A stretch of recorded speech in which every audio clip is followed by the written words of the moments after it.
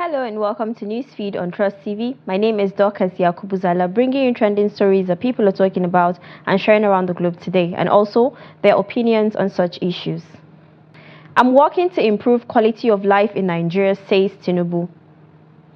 IOC is not selling crude oil to Dangote refinery, says chairman. FG says Nigeria, UAE face-off settled, visa issuance begins soon. And on the foreign scene, Australian army to allow recruits from foreign nations. Now, top on what's trending, President Bola Tinubu has said that Nigeria can achieve greater things if all leaders decide to work together towards a common goal. Speaking at the commissioning ceremony of the Outer Southern Expressway from Villa Roundabout to Ring Road 1 in Abuja, Tinubu, who was represented by Vice President Kashim Shettima, said the country could achieve more if leaders shelved partisan politics. He said the completion of this project is not only a piece of engineering, but a testament to the power of collaboration and partnership. It is a shining example of what we can accomplish when we work together towards a common goal, transcending political divide and personal interest for the greater good of our nation. Now, a netizen said, "We can't achieve anything when some of you are living comfortably while the majority is languishing in abject poverty. When we treat ourselves fairly, then we can achieve our common goals optimally." Another person said, work together all the time. Who are those people that you want to work together with that's against you? Another person said, "Sir, also plan and consider the 90% of Nigerians that are not in civil service, whose businesses have been shut down due to harsh operational conditions, that have laid off their employees and others living every day from hand to mouth. We are all Nigerians and deserve some good life." Now, the Nigerian Labour Congress (NLC) and the Trade Union Congress (TUC) have suspended their industrial action over a lack of consensus on a new minimum wage and the hike in electricity tariff for 1 week. The TUC President Festus Osifo confirmed this in Abuja on Tuesday after a joint extraordinary National Executive Council meeting of the unions. Both unions downed tools on Monday to register their grievances over the hike in electricity tariff and lack of consensus on a new minimum wage. The development ground activities in critical sectors of the economy with schools, businesses, hospitals, and airports shut. The national grid was also shut down, throwing the nation into darkness.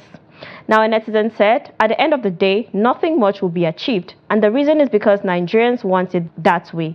Until Nigerians are ready to come out and fight for themselves, we are going to keep moving in circles. Another person said, can Labour just maintain this energy for at least 1 month? Let these governments govern themselves for once and feel the pain our people are suffering.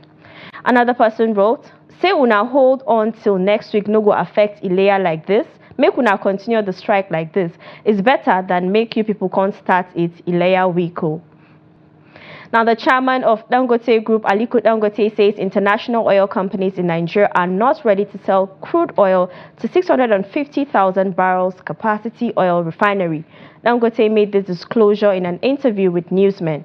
According to him, the international oil companies were used to exporting crude oil for foreign exchange and they were not ready to stop.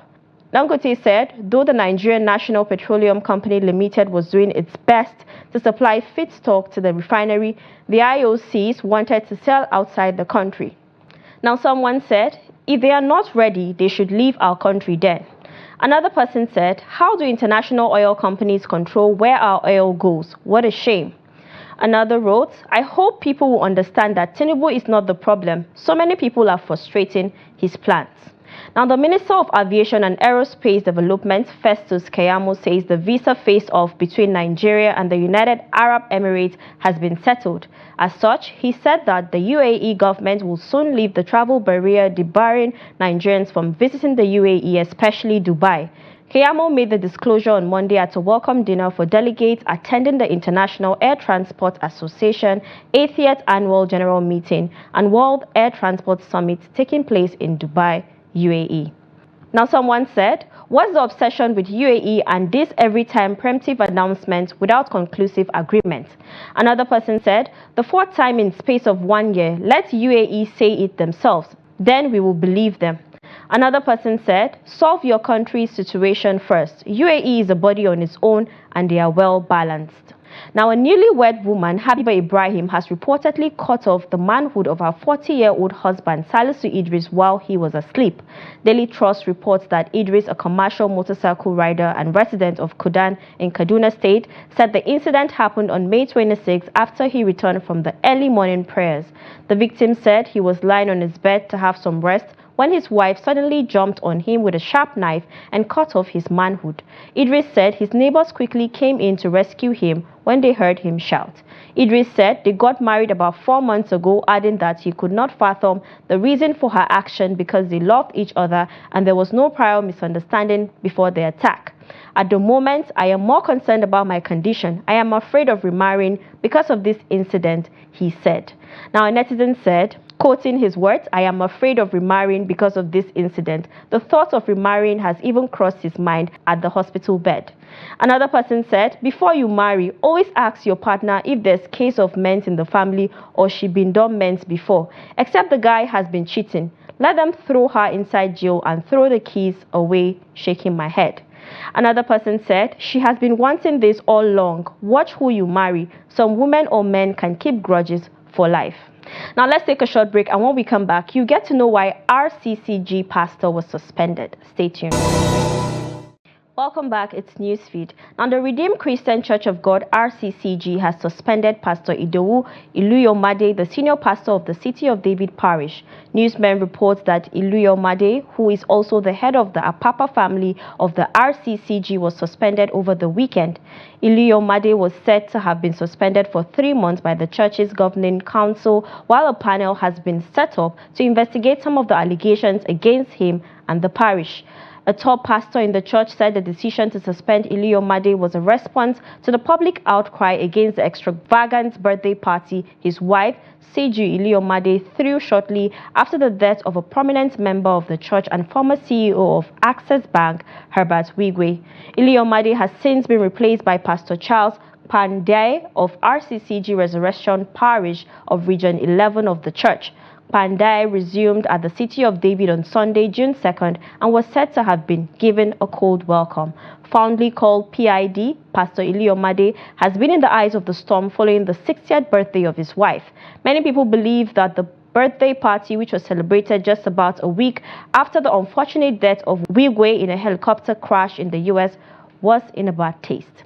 Now, a netizen said, "A birthday party that took months of preparation, payments to vendors and musicians that came, the banquet hall that I should be, the travel plans people made from far and near, flights, tickets, hotel reservations, una just the vex she invited flavor. Cause if na Ale Sheyori or Nathaniel Bassi she invites, this may not be an issue for y'all. Allow people to live their lives, and if they end up in hellfire, leave them for God. Una to they judge." Another person said, "For the very first time, I'm really disappointed at RCCG as a church for making a decision like this based on people's decisions. The mentality is so Nigerian. I can't even comprehend. Suspension for what?" Another person wrote, "Very good. It is insensitive to host a flamboyant birthday after losing 3 members of your church. Not just a member, but a dedicated one at that. A man who paid the salaries of your church musicians, gave loans to the church, and even helped in securing the present church building. It is inhumane to do such a thing. Are we saying you should not do your 60th birthday? No, but you would have postponed it or tuned it down to be an in-house party. I will not blame the children of the deceased if they choose not to support or have anything to do with church. People like you have given them a bad impression about church. The church is meant to be a place where we hold our hands in love and unity and show empathy to other people. And it is even written in the scripture that we should mourn with those that are mourning. It is the church of God, not their church, so they can be transferred or suspended when they are wrong." Now, on a sad note, a landlord identified as Ape Benjamin has slumped and died during a heated argument with one of his tenants in Aribabu village, Sotubo, Ogun State. The incident happened at about 6:30 a.m. on Sunday, June 2nd, 2024. The spokesperson of the State Police Command, SP Omolola Udutola, who confirmed the incident in a statement on Monday, June 3rd, 2024, said the argument was triggered by the tenant's unpaid rent. According to the PPRO, the tenant, simply identified as Emmanuel, had threatened to kill the landlord during the argument. Now, someone said, "Una go just distress una landlord, pay up or leave." Another person said, landlords now gotta pray for good tenants, same way women pray for a good husband. Another person said, Nigerians would want to pay rent in Nigeria, but once they get to the UK, they pay promptly. Now, the Australian Defence Force is opening its ranks to recruits from foreign nations as it seeks to beef up its ranks. New Zealanders, Brits, Americans and Canadians will be among those invited to apply, with Australian citizenship offered to those who serve for more than 90 days. It comes as Australia has been struggling with enlistment shortfalls. The changes to eligibility requirements were essential to meet the nation's security challenges through the next decade and beyond, the Minister for Defense, Richard Marles, said. Now, someone said, 3 months service, citizenship granted. That seems rather open to abuse. No. Another person said, did that to the Irish during the 1840s famine and US sent them to invade Mexico. But when the Irish realized that they were going to invade a country without a reason, they decided to create the St. Patrick Battalion and defend the Mexicans. I love you, Ireland. Another person said, make sure Nigerians don't see this post. And now in sports, Real Madrid on Monday announced the signing of French superstar Kylian Mbappe. The Spanish giants and the 25-year-old forward have reached an agreement that will see him wearing the iconic white jersey for the next 5 seasons. According to reports from a Spanish media outlet, Mbappe, widely regarded as one of the best finishers in the world, will initially wear the number 9 shirt at Real Madrid. Now, someone said, in FIFA 25, if you pick Real Madrid, I'm picking Real Madrid as well. If you wear black, I wear white, no stress. Another person said, welcome to the biggest club in the world. Another wrote, I feel sorry for Madrid opponents. And now to a funny video of how a man made his child try lemon. Take a look. Huh?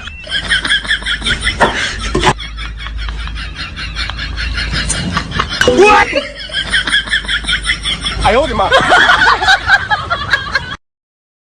And that's it. You're up to date with trending stories across the world. Follow us and subscribe to all our social media platforms: Facebook, YouTube, Instagram, and X. Until next time, goodbye.